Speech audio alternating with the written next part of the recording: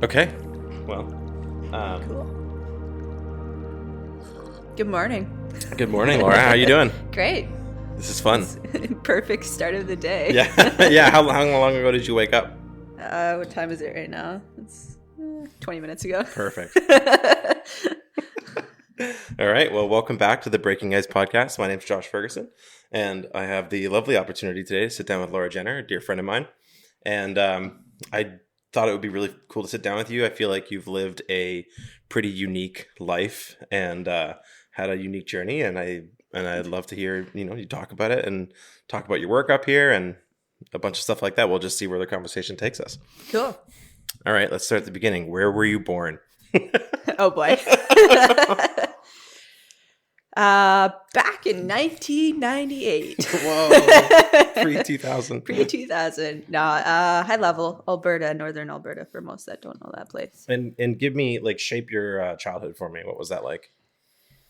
So I grew up with, I have 5 older brothers, which usually when I tell people that kind of defines a lot about me. They're like, oh, everything makes sense now.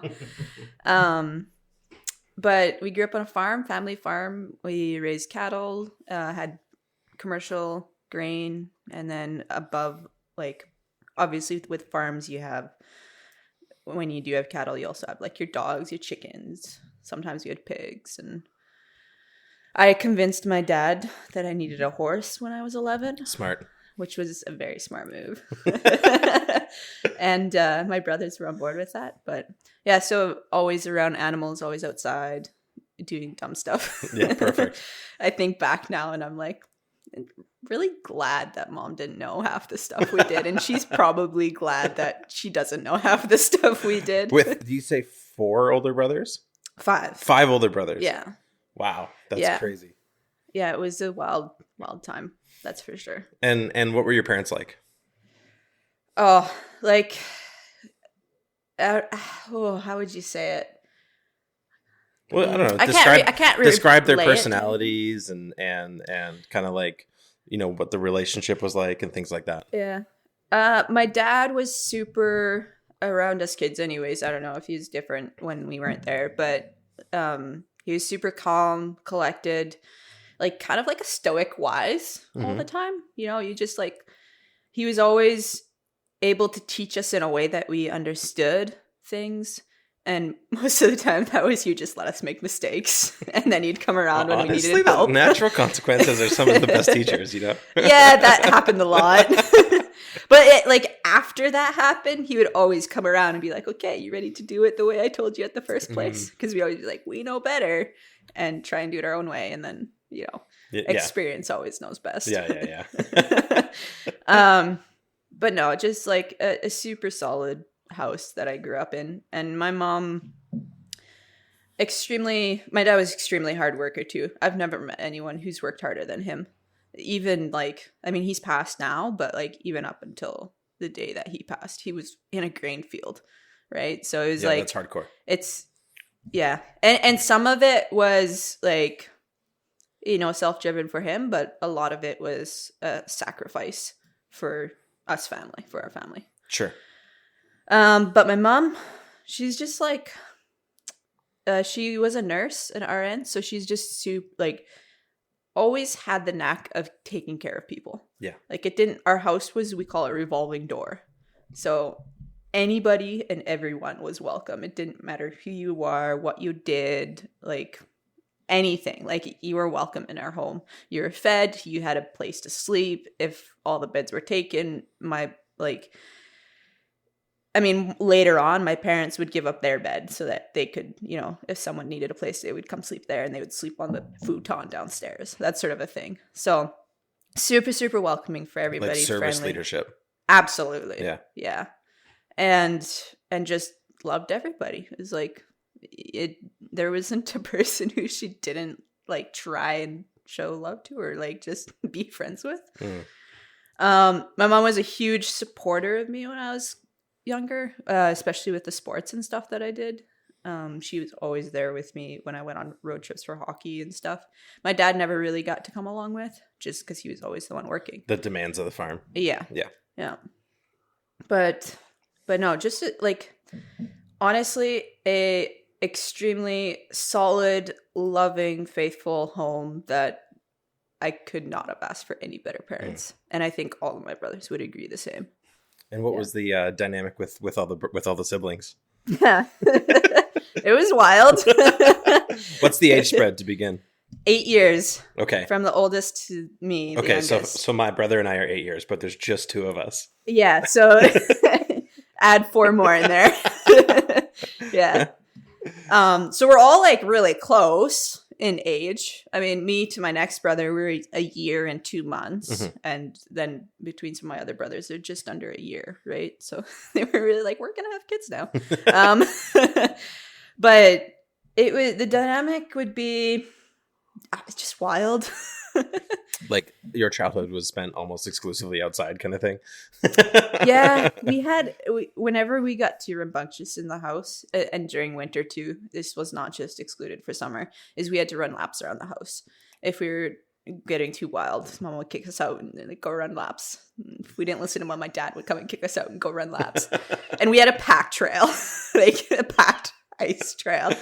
And then we started like being like, we gotta get like, you know, as a kid does, you want to try and be smarter than your parents don't. So then we're like, you want to trick them. If we do it in bare feet, then we wouldn't have to run as many laps because they'd be concerned. So then we started just doing bare feet. Did that work? No, not at all. They're just like, okay. Sure. Run 6 laps in bare feet. Keep going. Yeah. But oh, that's a hilarious way to outsmart your parents that backfired. It's not outsmarting. No, it's just stupid. Like that idea just doesn't go. But yeah, and then like my brothers were always protective. They always joked around. They definitely treated me like a little brother. I was not the little princess girl. I was a tomboy growing up. And a lot of people would say I am now too. But like they always had my back with stuff, but they would always joke that they never needed it. Like they never needed to protect me because I would just protect myself. You can hold your own. Because they would tease me so much growing up. Well, I was going to say, like, you probably didn't so much that I had to protect myself. It's not like you would encounter anything in like school that would have been harder to deal with than 5 older brothers. No. Mm-mm. Yeah, there's one story of school that I don't remember. I keep getting my friend tells it to me because he was there, but I was just like, it sounds right. Is it? Are you able to tell us the story? Well, I see because he tells me I don't want to embellish it. Oh, okay. Yeah, okay. Yeah. Fair enough. So, but no, I definitely learned to protect myself with 5 brothers. So you had sounds like a really awesome childhood, and then you also had a wealth of extracurriculars that you did. You did a lot of hockey and anything else. You had a horse and stuff like that. Did your brothers were they also tasked in the same way in terms of extracurriculars? Yeah, we all, that was one thing that it's kind of funny. My dad signed us up for hockey to give us exercise. Like everybody? Everybody who's going through hockey. Like you have a whole hockey team. Oh yeah, we do. We have a full line. But none of us play goalie. So there's like one little thing, but we have a full line plus. Yeah. No, like he signed us up when we were little. Right. And like we are from a small, like the community that we grew up in is very small. It's only like 900 people in the town section. And then you got like the greater area where it has all the farmland and stuff where it increases to maybe like 1,200, 1,500, if that. But yeah, so he's like, our kids need exercise. So let's sign them up for hockey. And that was when we were really little. Like I started skating when I was like 4. And we always had an outdoor rink in our backyard. We always made it. So we were constantly on that too. And everybody, like my dad was coaching and we would just play. So did your dad play hockey growing up too? Just like on ponds and stuff, not competitively. Yeah. They never had the chance to back then. Was he coaching hockey like in the league? He coached our team, and we just practiced for most of the year, and then we had one big tournament we'd go to. I would say even if he wasn't an incredible hockey player, there's so much more to coaching in terms of like group dynamics and personality and like leadership. Yeah. You wouldn't necessarily need to be a fantastic hockey player to make it a good experience for kids. No. And like at that stage, you're really just teaching the fundamentals of how to skate and how to hold a stick. So it's very like, it wasn't an issue for him to do it. And to be honest, because of all the drills that he consistently made us just like repeat do, I think it made us better hockey players, because it was always the fundamental stuff of like using edge work and using stick work and balance and that stuff. So it was but it wasn't like anything. There's nothing fancy. Nothing fancy. It was very like plain basic. Dad, we've been doing this for 5 years. Yeah, do it again. Exactly. But it was good. Like it definitely kept him busy, and he coached at 1 year. He coached 2 teams because they didn't have a coach, so he just stepped up and did that. And yeah, we just practiced like all year and then go to one tournament, and that was our hockey season. And it was epic. It was, well, I mean, when you're like 10 and you're going on a big road trip to Hay River, further north to go play a hockey tournament, right? It's like the first competitive game you have all season. It's very exciting. No kidding. Yeah. No kidding. That's awesome. Yeah. So we did that. That took up our winters. And the farm was also more low key in the winters. Yes and no. Okay. Like we still had cattle, so you still had to, feed the cows every day and the other animals every day. But it wasn't like you're planting or seeding. It wasn't like you're harvesting, and it's like you have a month window to get everything in. So you got to do it now. Yeah. And everything else is put to the, wayside. Yeah, that makes sense. But yeah, so hockey in the winter and then in the summertime, summer was taken up by a lot more of the farm. Yeah. Like we did start working when we were younger. My dad paid us. Like it was all fair. It wasn't like we were slaves. No. And we helped out with the farm. We were driving equipment. We were, out running around, being the gopher, moving machinery, like any sort of stuff, putting in fences, taking out fences, moving cattle, everything along those lines. My brothers did more of the mechanical work of the shop too. When stuff broke, like they were in there helping fix. Mm-hmm. I never really did that. I was more in the garden with mom or playing with my friends. But we still had a childhood. We were not like no, that makes sense. We but still also had time to play, but but even if you're spending time working and whatnot, that can be fun. Like you know what I mean. It's not like I feel like people sometimes put too much of an emphasis on separating work and play when they can so often be the same thing. Yeah. Definitely. Yeah. And then like we also did almost every single school sport you could possibly do. So like hockey was the outside of school extracurricular. Yeah. And then we like brothers played volleyball. We never did basketball because that was the exact same season that hockey was, and we all liked hockey better. Yeah. Well, it is better. Yeah. And then and like badminton, track and field, cross country running. We all kind of went through the rigmarole of the school sports as well, and that was also in there. And then also in summertime, I did horseback riding when I got my horse. Nice. Yeah. And tell me about your horse. I didn't actually know you had a horse. Yeah. He's gone now. He was, and I like to call them, he was an old fart. Okay. When I got him, he would have been around 20 years old, 21 years old, which is pretty old for a horse. Yeah, sounds like it. His name was Ted. Okay. He was a bay. He had a little star on his forehead. And he's an old cowboy's old horse. Yeah, he's seen stuff. He's seen stuff. Oh yeah, yeah.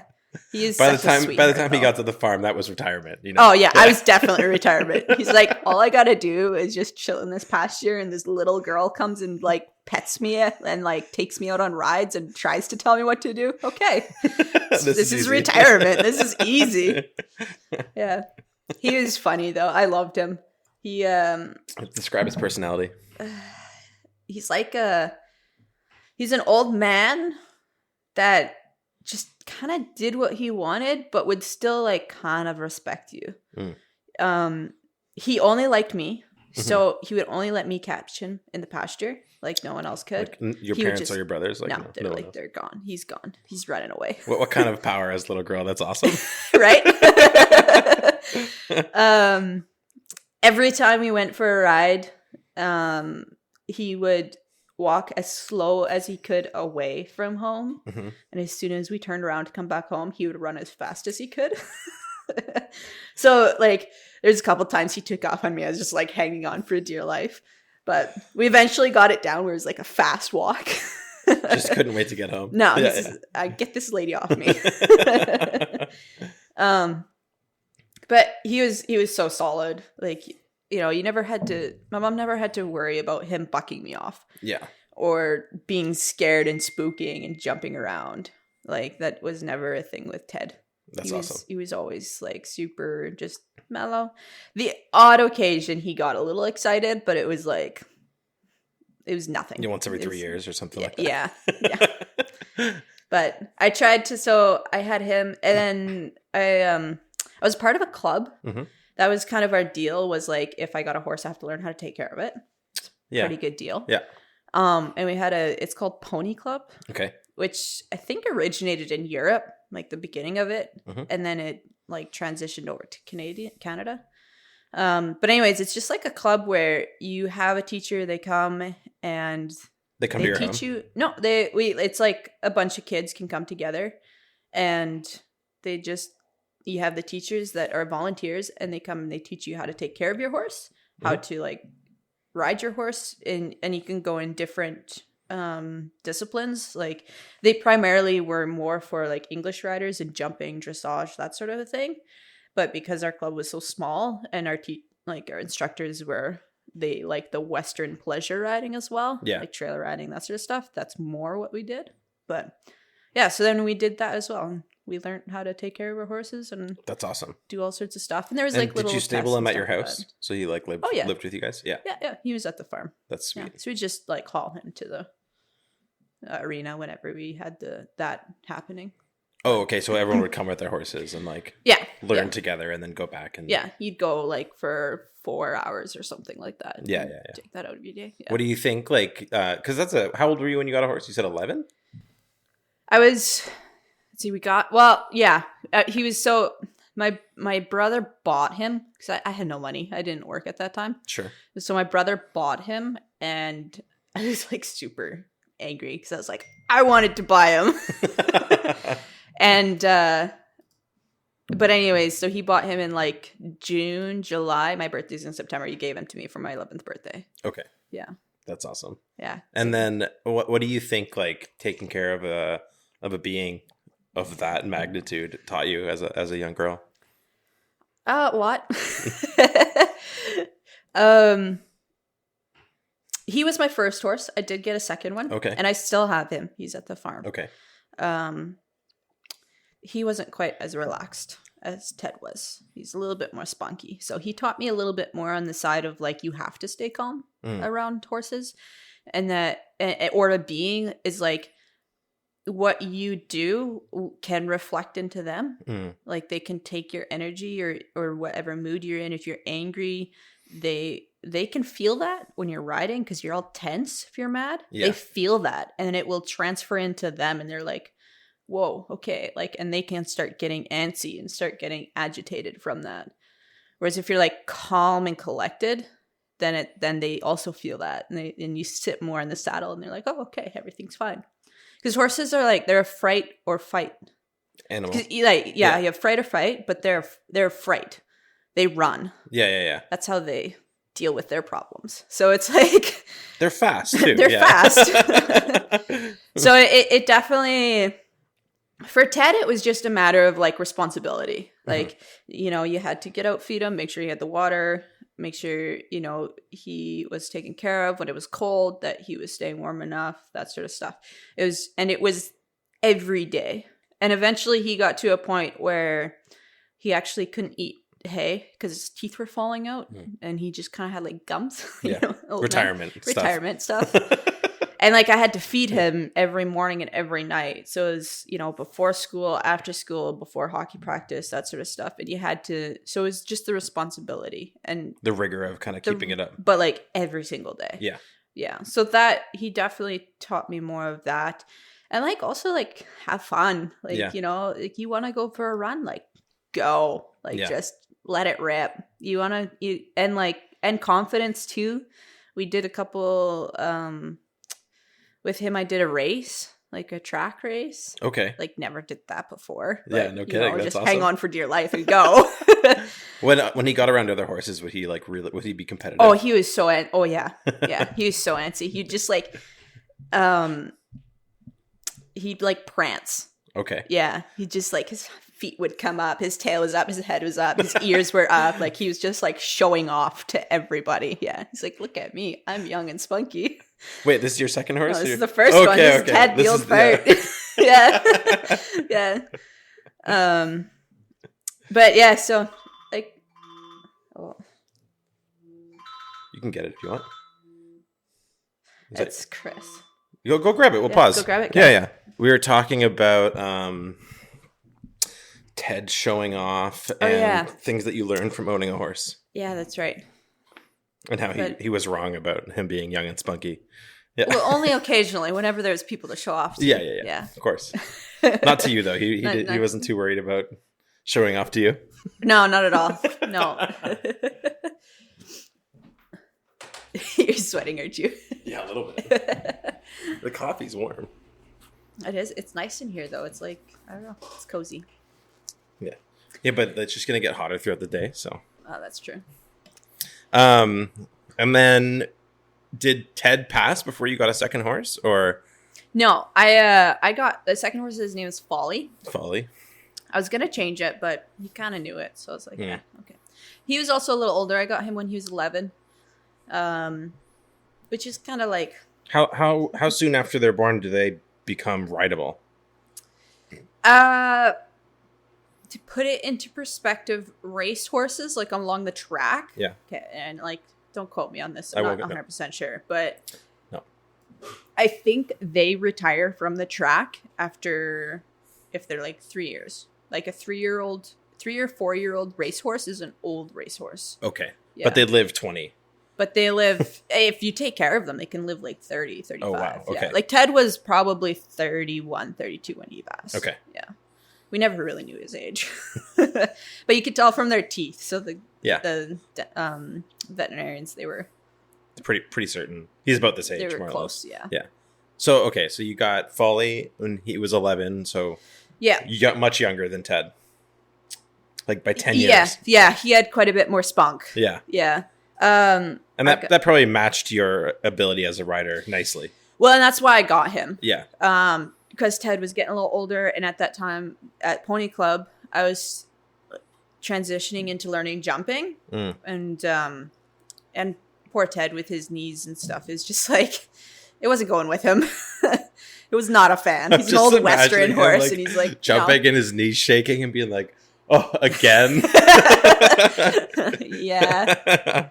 No, he could do lower stuff, but my skill was surpassing what he was able to do. Yeah. So at that point I was like, okay, if we're going to keep doing this, we need to find a different horse. And we had a friend of a friend who they had Folly sitting in a pasture, used to do jumping. He was an ex-race horse, came off the track, but's been like in pasture and been around cattle and jumping and that sort of stuff for the last probably, well, he was 11, so like 9 years of his life or so.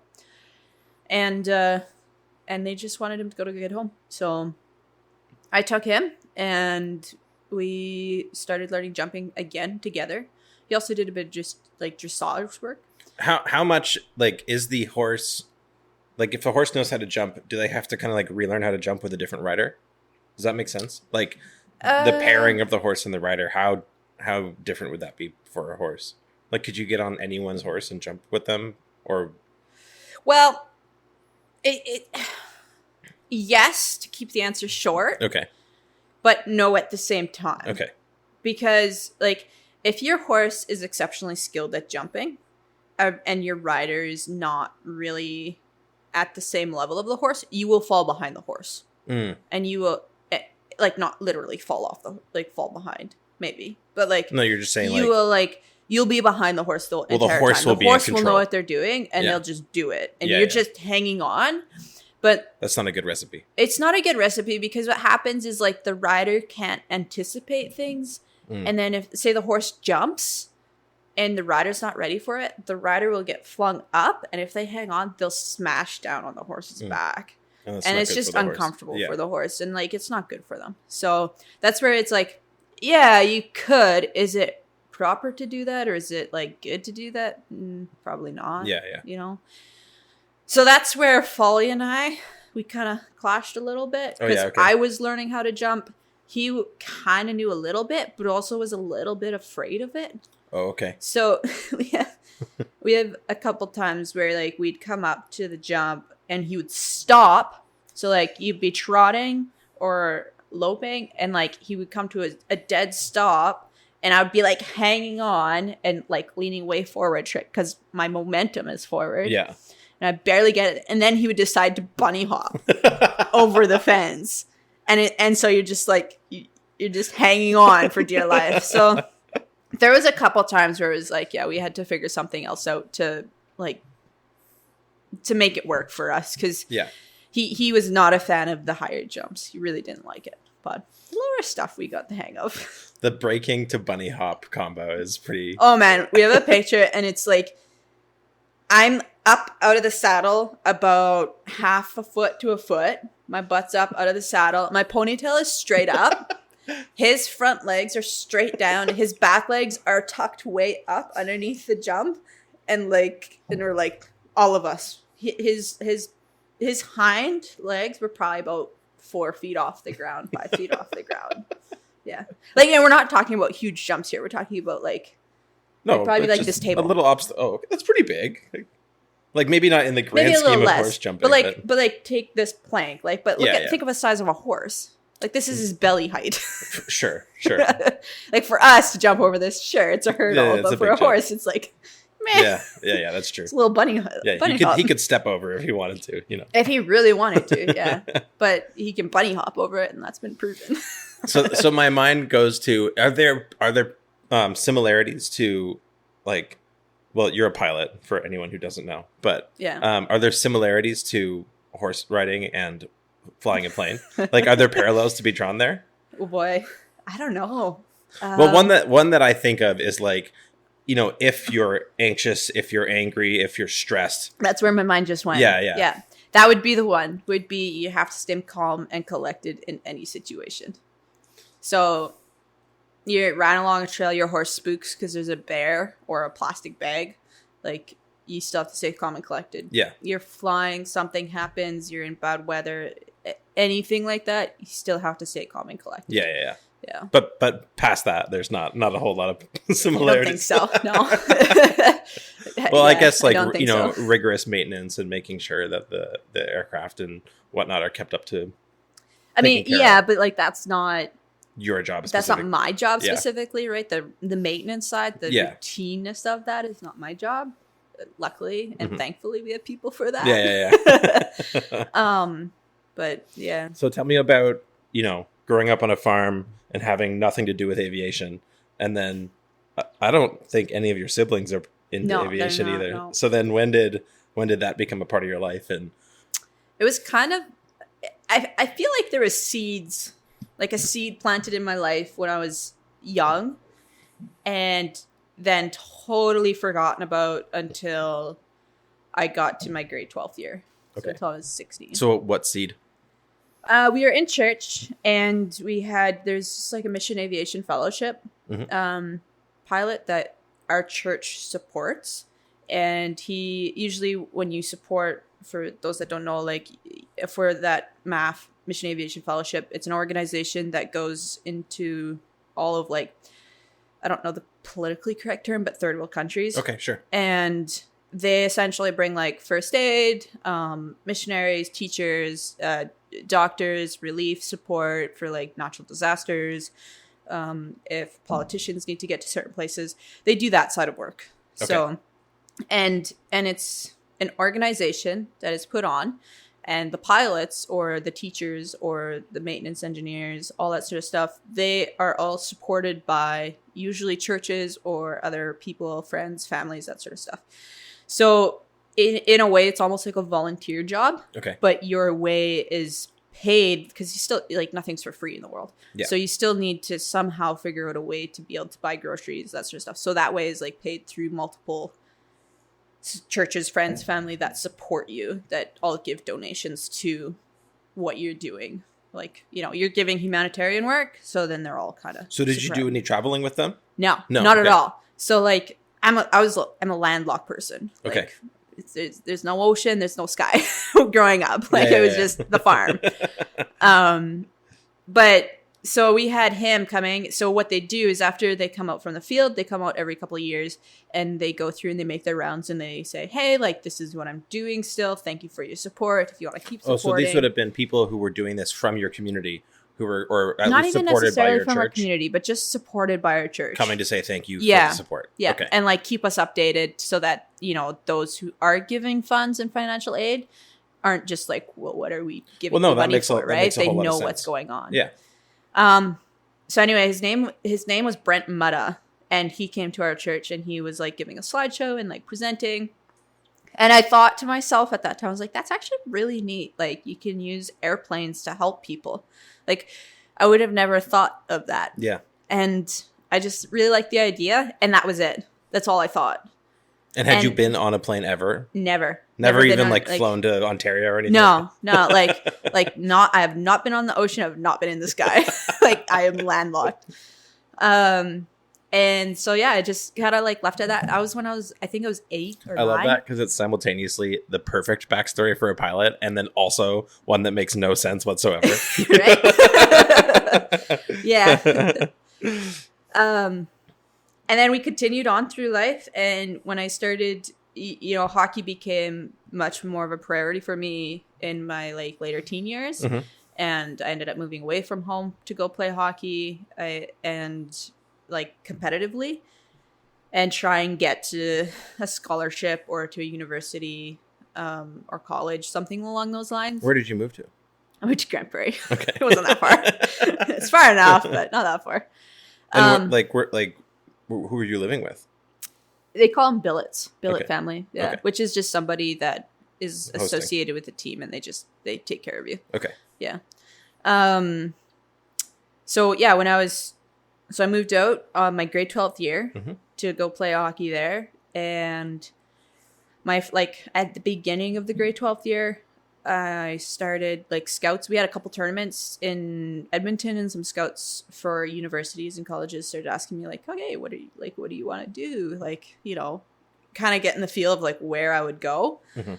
And that was the first time I was ever like, oh, like, okay, I actually am kind of good at this. Like, people would put me on their team if I actually like really not really committed, because like I moved for hockey, I kind of committed, Sure. but like if I really invested in developing my skill even more and not just like playing from whatever I know. Sure. And so I was like thinking about it, and I didn't really have an answer for them because I had not thought about it after school. Like, Yeah. I was like, I'm a here and now thinker. I was not thinking a year in advance. Feet on the ground, here and now. Yeah. And the year just kind of continued on throughout the season, and as it kept going, like a couple more scouts asked me, and so then I started looking at like, okay, well, what do like these colleges offer? What do these universities offer? What could I see myself doing? And then I started going to that like, okay, career thing, like mentality, and nothing like seemed super intriguing and like super like, yeah, that's what it is. That's what I want to do. And meanwhile, what are your brothers doing? At this time? Yeah. Oh gosh. Or even were just they like doing? roughly like where like Like Jesus, I don't, there's so many of them. there's so many. Now I gotta keep track of them. What were they doing? Thomas, my oldest brother, he I think at that time was kind of a jack of all trades. Okay. He was just kind of working wherever he could Mhm. a little bit, which often was in the oil field, working for a friend there. Neil, my second oldest brother, he, I think at that time was getting paramedic. Okay. Well, at that time he was married, so he was just kind of trying to figure out a career for him. Yeah. That would work also while working on the farm and that sort of stuff. And then Wayne was working in the oil field as a picker truck operator. Yeah. He was either doing that or he was getting his schooling done for a crane. Okay. Red Seal for crane. Yeah. So like trades sort of stuff. More so trades for them. And then Stephen, he was in Vancouver getting Bachelor of Fine Arts degree. And Mark was, what was Mark doing? That was grade 12. He would have been, where was he? Can't remember what he was doing. Just put you on the spot of it. I honestly can't remember. That's okay. But like everyone had kind of directions that they were going in. Kind of. Well, but like all humans, like going somewhere but being like, I don't know. Yeah. It's kind of tough because like for all my brothers, for them, not all of them, but like for a lot of them at that point of time, like my dad definitely was like, hey, like who wants to farm? Who wants to take over the farm so that we could start setting that stuff up? Yeah. Because it's a lot easier to do it sooner than later. Yeah. And none of us were really like, yeah, me. Except for, none of us were ready to take over. And the farm was not big enough for all, like, 6 of us or 5 of us. Steven's not a farmer. He's allergic to dust and grain and stuff. So he's like, I'm out of it. Like, you guys go for it. I do not want it.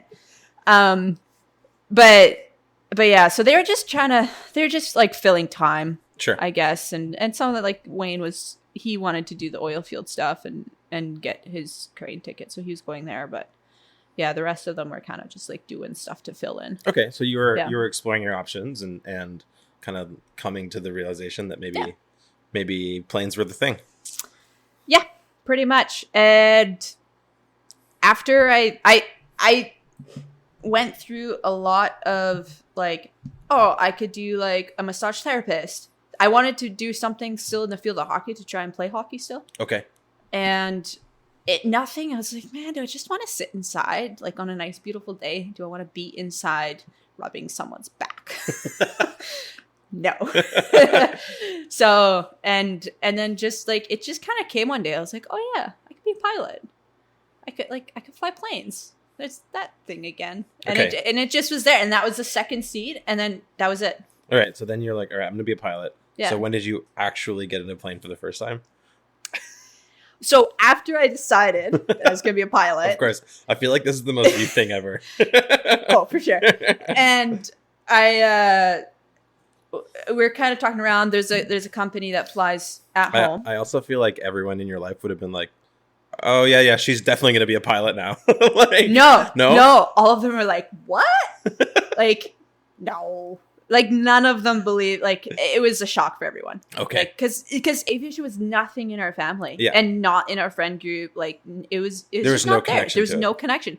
The only connection we had to aviation was there was a family in our church who he was a pilot and he married one of like the daughters of a family within the church. Okay. And so that's like the only connection. It was very tangential. Oh yeah. Yeah.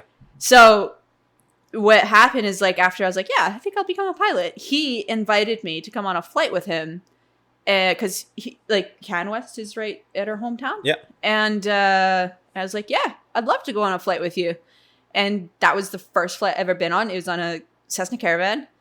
Oh, and and we went to Fox Lake, it was a medevac flight. So we picked up a patient in Fox Lake, flew him to high level and then went back. And that was it. And like, after that, I had not been on a plane until I went to school to become a pilot. And how long was that valley between? Yeah. What was it? 1 summer. Oh, okay. Yeah.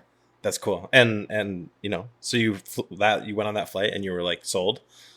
But not like sold in a like I love it. It was like this is actually pretty cool. Yeah. It wasn't like some people they're pilots because they just love the feeling of it and they just love aviation. For me, it wasn't like that. I was like, okay, cool. Yeah, this is really neat. You talked about it as a means to help people, and it was fitting that your first flight was a medevac flight. Yeah. And most people's exposure to aviation is like, oh, like we flew to Florida every year with my family or whatever. Yeah. It was always the commercial aviation side. And like when people think of pilots, they're like thinking of walking through airports and spending their time. I don't know. It seems kind of glitzy. Yeah. That's true. It was not like that for me at all. Yeah. Okay, so then you went to school and just like dove into it. And school was great. I went to Prairie College down in Three Hills. Super great program. All the instructors were fantastic. It was real world experience for us. That program is linked with Mission Aviation Fellowship as well. So all of the instructors that were teaching us, I shouldn't say all of them, most of them that were teaching us came from like Africa, came from Chad, came from Papua New Guinea. Through the mission. Yeah. And they needed relief or something. So they come to Three Hills. They teach for a couple years before they continue on or do something else. Yeah. So it was just like, it was really, I feel like really you good had experience. Instructors with a broad set of experiences. Absolutely. Yeah. And now looking back at that and like hearing stories from other pilots of what they had for instructors and stuff, I'm like, wow, I was super fortunate. Like that is rare. You don't get that in flight schools. Yeah. Mostly it's just someone who wants to They're building hours. Yeah. So it's they get their instructor rating and they just start building hours. Once they get their other, like, their minimum requirement, like, I don't know, 1,500 or whatever it is, then they go to the airlines and that's it. Right. Yeah.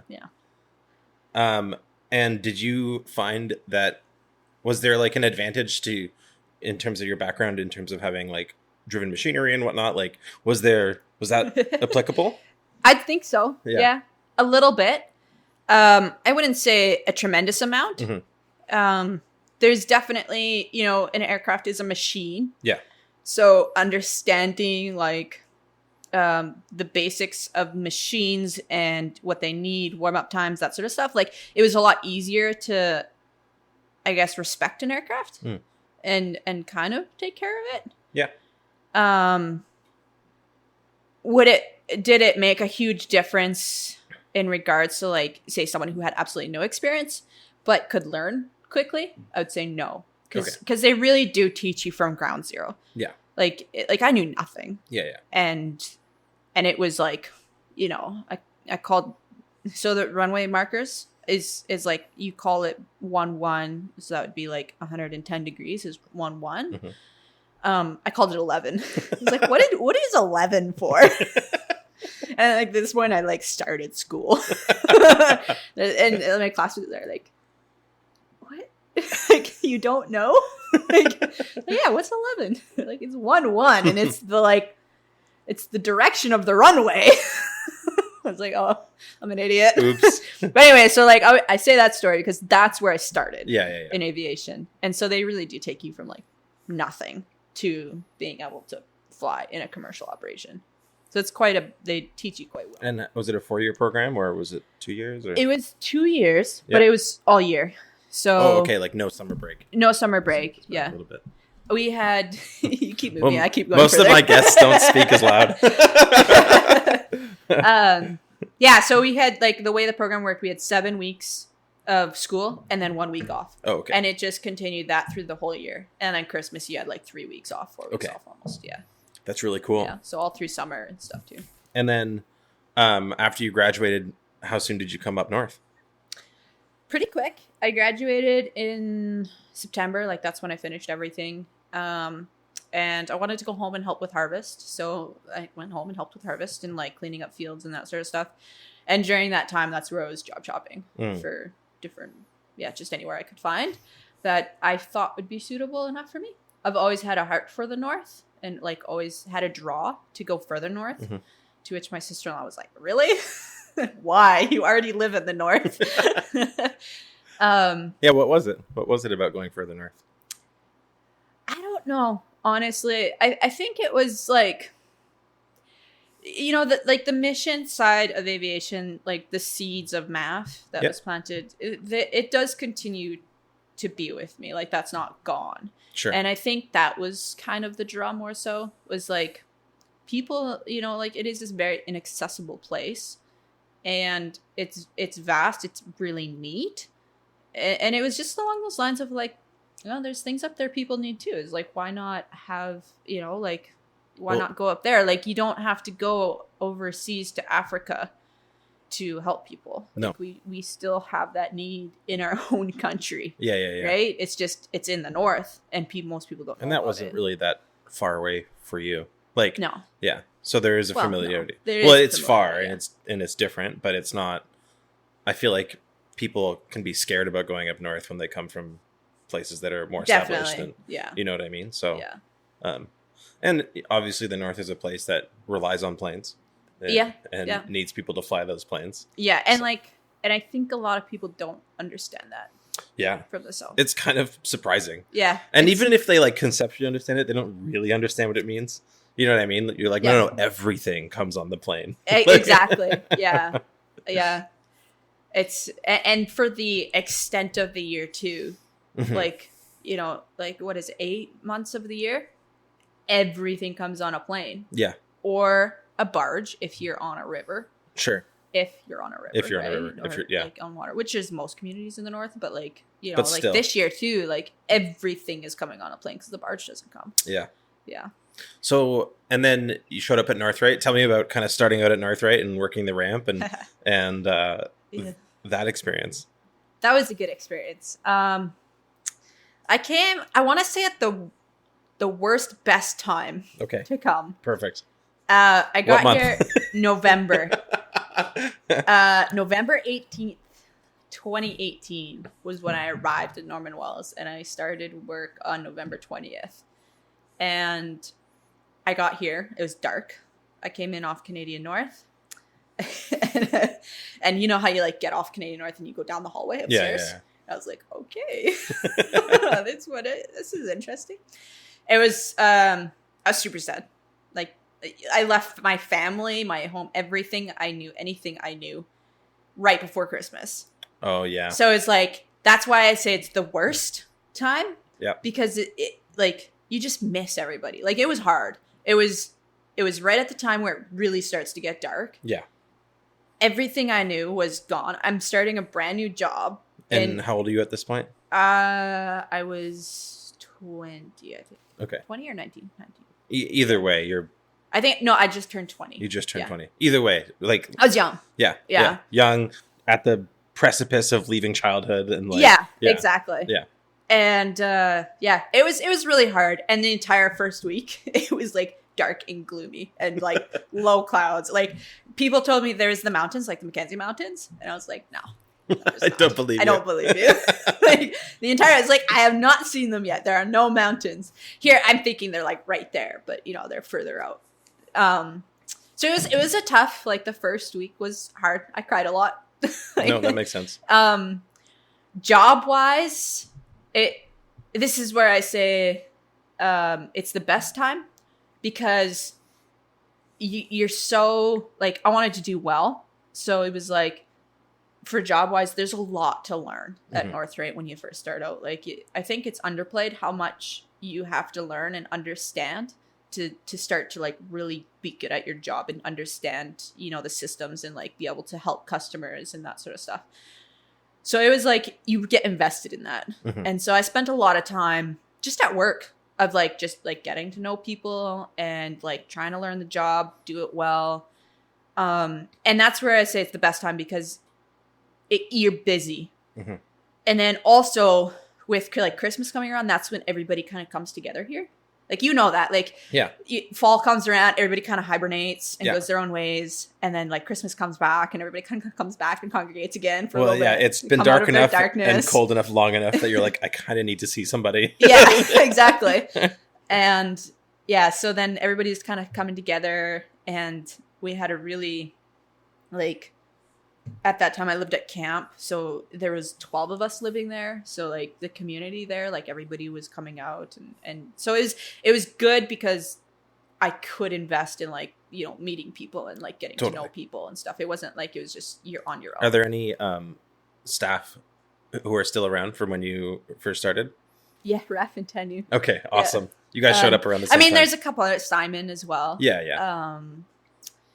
But and like the maintenance more. So were you, Raf and Tanu all in camp at the same time? Yeah, so Raf and Tanu got here, I want to say I thought they got here in August. Or August or September. Just slight before you? Just slightly, a couple months before me. And then I got here in October. And it's like, I respect Raf and Tanu so much because they came from Toronto. Like, come from Toronto to here And like they were city folk. Oh yeah. Like it was it was a shock. And they lived in their room for the first 3 months of being here. Like they would come, grab their food, cook their food, go to their room. Like all of us thought they were out after like 6 months. They showed you. All of us. And it's what now, almost 6 years? Yeah. So yeah, they showed us all for sure. And like Tanu, man, the stuff that she's learned up here, so proud of her. That's awesome. Yeah. So I'd love to have her on the podcast. That'd be great. Oh, you should for sure. Yeah. So tell me what makes your job up here meaningful to you? Oh boy, that's a big question. Yeah. There's many aspects to it. And it's yeah, so I guess just for the job it would be well, I enjoy flying. Mm-hmm. I really like flying. I enjoy the freedom of flying up in the north. It's you're not going, depends what you're doing, I guess. Our operation has 2 different sides of the operation. We have the bush side and then we have the scheduled side. Mm-hmm. So it really depends what you're doing. On the scheduled side of stuff, wintertime keeps us busy. But what I enjoy about that is that aspect of we are transferring people that need to go to a hospital. We are transferring people that need to go to dentists. We're transferring people that need to get out, to see the world, get some sunshine. You're truly serving the community. It's serving the community, right? Yeah. And being able to like provide a really good service and, do your best. A lot of people up here don't like flying. Like, there's accidents happen. In some cases it's going to happen to everybody at some point. It's a matter of kind of like when and how bad. And there has been accidents in the past, and that like it puts a fear in people. Sure. Rightly so. Yeah. And, so if you're able to take an aircraft and make those people who are afraid of it and to get them to feel comfortable with it, and they give you that response back of like, they want you as their pilot mm-hmm. because they know that it's a really good, like, okay, I've done a good job here. That sort of a thing. There's direct feedback. Yeah. And it's very personal. Like the people that we fly, sometimes you see them every day of the week as you're flying, like that sort of stuff. Like that, I really do enjoy that side of it, especially. And that's something that you wouldn't side. Get with a larger airline. No. It's way more anonymous. Yeah. Yeah. Yeah. You wouldn't get that at all. When you can, you doing a passenger safety briefing and you can joke with the passengers or you can call them by their first name and that sort of stuff. There's something special about that. Sure. So I do really like that part. That's the sked stuff. That's what makes that like really click for me and why I enjoy that. Going to the bush side of it, that's where it's like the freedom of flying. Mm-hmm. And that's more and like the beauty of the territories and like the capabilities of aircraft and what you can do with them. I always say to my friends who hike mountains, I'm like, yeah, I don't like hiking.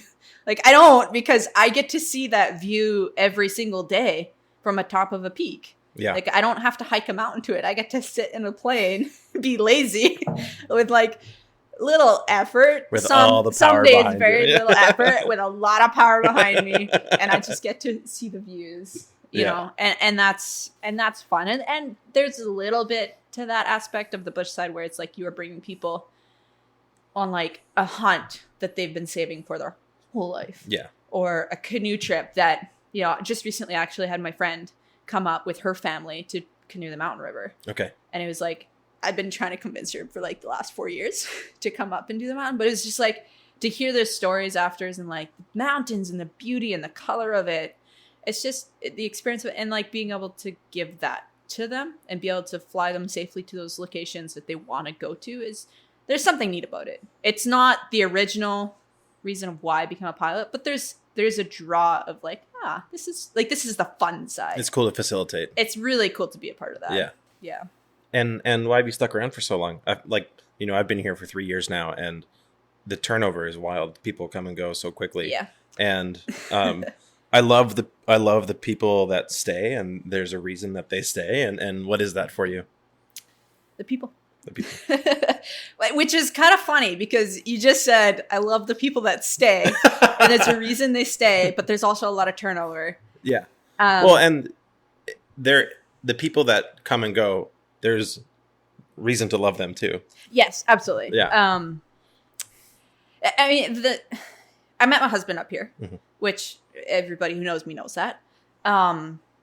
But like that was obviously a huge incentive to stay. Sure. He's not from up here, so why we together stay?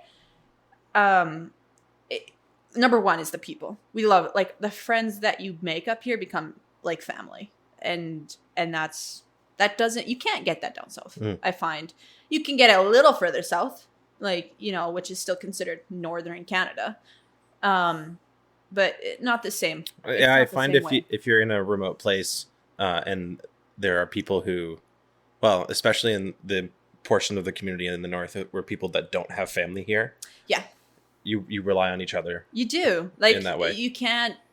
It's really hard to do life by yourself up here. Like and I think that's why some people come for 6 months and then they leave, because they try to do it by themselves. You like, it's a community. Well, if you don't invest enough in the community, it's impossible. Yeah, like you have to. It's like for survival. Yeah, totally. But yeah, so that would be number one reason, would be the community. Number two is like, there's opportunities up here everywhere you look. Like, look at yourself, for example, like Breaking Ice podcast. There's Breaking Ice production Breaking podcast. Ice production. Like, you saw opportunity for podcasts. You're like, cool, let's do some podcasts. No one else is doing it. But first you saw an opportunity to use your photography skills to get in with, North-Wright, and or just serve start the community, your company and serve the community, and look at where you are now. Totally. Like, no, it's amazing. Like, there's opportunity everywhere, and I think it'd be a shame for us to just, in the time that we're here, to turn a blind eye to that and not recognize that as one of the reasons of staying. Yeah. As well. But yeah, the primary would be like the people that we've met, the friends that we've made. You can say, like, this morning you called me at 9:30. It was like, hey, you want to come on a podcast? It's like, cool, I'll be there in 10 minutes, right? Like that sort of stuff, that life of last minute of like, invite anyone, come on over. The other night we had people over for dinner, and it's just, it's very relaxed. It's very calm. It's a community of people that come together and spend good times together, spend bad times together. It's just, that's really what makes us stay. Well, I love one of the things that I love about up here is a lot of the people that I meet, people who live here, people that were born here, who are inspired. Everyone's ambitious. Yeah. And I find that it draws people who have ambition, because to make it here requires sacrifice. Definitely. And if you're not willing to make that sacrifice, you kind of get weeded out. Yeah. On your own. To yourself. You know what I mean? Yeah. You definitely want to be, you need to want to be here too. Totally. To really make it a good life of like where you're thriving, where you have a good life, I guess. Yeah. Yeah, it's a beautiful place. Do you have what are your favorite things to do in Norman Wells? Other than flying the really cool planes that you fly. Favorite things? Yeah, they're pretty cool. Well, I would say top, it kind of changes winter and summer. Right? Sure. There's favorite things in winter, favorite things in summer. Well, it's two different worlds. It is. Top thing would be like just having people over. Chris and I both love to host and like just provide a space where people can feel comfortable. So that would be the top thing, would be, like have people over. Like, let's just hang out. Let's chat. Let's, play Can Jam. Let's do whatever. Let's go on the boat. That's fun, boating on the river. Wintertime, going skidooing, trying to, find the mountains. That's starting to dwindle for me a little bit, like the skidooing side of things. It was huge like the last 3, 4, or 5 years for me. I think just with like, as you grow, your priorities kind of change a little bit, and there needs to be a purpose for me to go skidooing now. It's sure. Like I've seen the area. Yeah. I know it. It's like, are we going to try and go hunting? Then yes, I'm absolutely 100% down to go. Are we just going to like go? I'm like, yeah, like I'll stay home. I'll stay home. But yeah, like the summertime would be just have people over, and wintertime would be, it would be along the same lines, people over and dinners and stuff. Those would be my top, like, absolutely my favorite parts of that makes sense. This area. Yeah. It's pretty awesome. Yeah. Well, baseball's pretty fun too. Baseball is pretty fun. It's pretty fun. I really do enjoy it. But that's still the, like, bringing people together. For sure. Right? That's the fundamental. What I love about baseball is that, well, it's by far the sport that the most people play here. I think. Yeah, I would say. Yeah. You get most You get the biggest spread of the population that plays baseball. Yeah. And then, people play hockey, and you get people from all over that play hockey, but it's a little smaller group. It's a way smaller group. And if you play, like, there's 5 teams, so you get people from all these different companies and whatnot, and it's really fun. It's a really good time. Is fun. And it's so, like, everything is just so community oriented, and that's what keeps me here. It's so it's the community. Oh my God, by far. Well, you and Chris are, I think, stand-up people, and 2 people that would, if your absence here, would be noticed heavily, and we really appreciate all the effort you guys do. Like you will go out of your way to, like, shovel the lake and make a rink that gets used. Probably not enough for how much work you put into it. Not at all. but the times that people do skate on it and the joy that brings is appreciated. Yeah. No, and that's, I don't know. I like that, right? Sure. Yeah, absolutely. I like to do that. That's the stuff I like to do. We spend skated on it twice: Christmas Day or Christmas Eve, and New Year's Day. What, did you skate it on in the weeks. Spring? Like a couple times, but it melted too fast. The fun was in the journey. Yeah. It was the seaweed on DOT that really screwed it up. It really did. The sun just, like, grabbed that and melted holes. Yeah. No, but they built a Zamboni and everything. It was awesome. You gotta take care of the kids at DOT. They need an ice rink to go on. Absolutely. Well, kids as in, like, adults. Yeah. Oh, for sure. We're all kids. Anyone under 5, whatever. Well, thanks for coming on. It was a pleasure to talk to you, and maybe we'll do it again sometime. Yeah. Awesome.